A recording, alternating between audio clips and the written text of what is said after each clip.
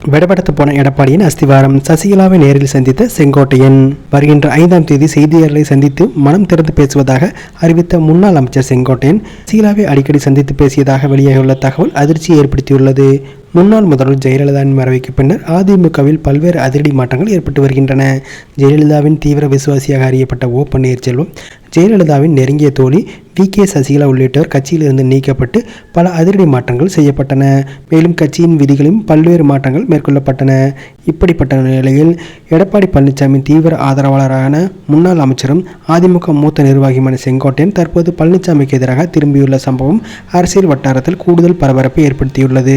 தமிழகத்தில் அடுத்த ஆண்டு சட்டமன்ற தேர்தல் நடைபெறவுள்ள நிலையில் தேர்தலுக்கு முன்னால் கட்சியை வலுப்படுத்த வேண்டும். கட்சியை வலுப்படுத்த வேண்டும் என்றால் கட்சியிலிருந்து பிரிந்து சென்ற சசிகலா, ஓ பன்னீர்செல்வம், டிடிவி தினகரன் உள்ளிட்டோரை மீண்டும் கட்சியில் கொண்டு வர வேண்டும் என்று செங்கோட்டையன் தெரிவித்ததாக சொல்லப்படுகிறது. ஆனால் இதை துளியும் ஏற்றுக்கொள்ளாத எடப்பாடி பழனிசாமி செங்கோட்டையனின் கட்சியிலிருந்து மெல்ல மெல்ல ஓரம் கட்ட தொடங்கியுள்ளார். மேலும் கட்சியின் முக்கிய கூட்டங்களில் செங்கோட்டையனை புறக்கணித்து அவர் கூட்டத்தில் பங்கேற்றாலும் அவரிடம் கருத்துக்களை கேட்காமல் அவரை உதாசனப்படுத்துவது என தொடர்ந்து தனது அதிகாரத்தை நிலைநாட்டி வந்ததாக தகவல் தெரிவிக்கின்றன.